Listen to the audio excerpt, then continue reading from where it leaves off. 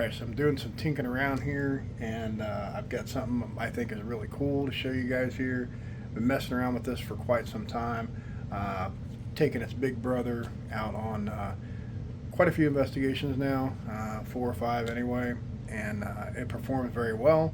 I like what I'm seeing here, so I went ahead and made another one. So let's show you what I got here. Alright, so here is the compact PIR Music Box from E.V.P.S. Paranormal. It is 3D printed for the most part, and might have some blemishes, this and that, whatever. It's 3D printed. I'm gonna have these available for sale at some point. Trying to keep the costs and stuff down here. This one here cost me quite a bit, so I'm trying to source my boards and stuff now and get everything in order before I can actually get it ready to rock and roll. So basically I took out the power switches and stuff like that here so I can try to keep the cost down. This was the original device, and it did have a power switch over there. I like the batteries on the outside, so that's just my design. Board in the inside, speaker, and this one has a bigger PIR motion detecting thing on the front. But we're finding that this, like, you can't do anything around, like if light and shit will come around, it will make this go off. So kind of backed away from the bigger one here in favor of the smaller guy, because it still does 3.5 meters and it seems to work pretty well. So let me show you how it works here. I'm gonna put some batteries in it and show you what it does. Okay, so here's what it does.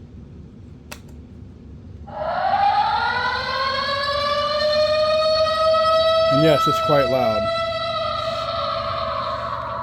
So I'm going to get back about 3 feet or so, and I'm not making any movement. I'll just show you when I do, you'll notice that it will go off.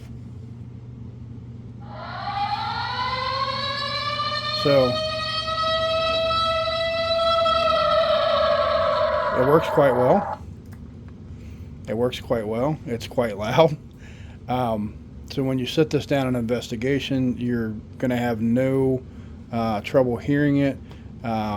It's compact design. It'll fit in anything you take with you, and it'll keep the cost down too for you and me. So then I can actually offer these instead of $300, $400, or $500 like everybody wants to charge for these. I can probably get under 100. I don't know exactly where it's going to be at yet.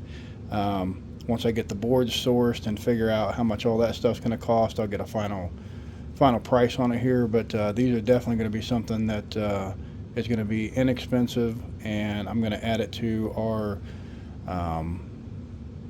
our tools that we use as well. And then I'll start working on some of the other stuff that I've been talking about for a while, like PIR lights and things like that. I've got tons of things that we use now, but I never really made them available to sell. So it's kind of what I'm doing now. I'm getting everything ready. We field tested for a long time.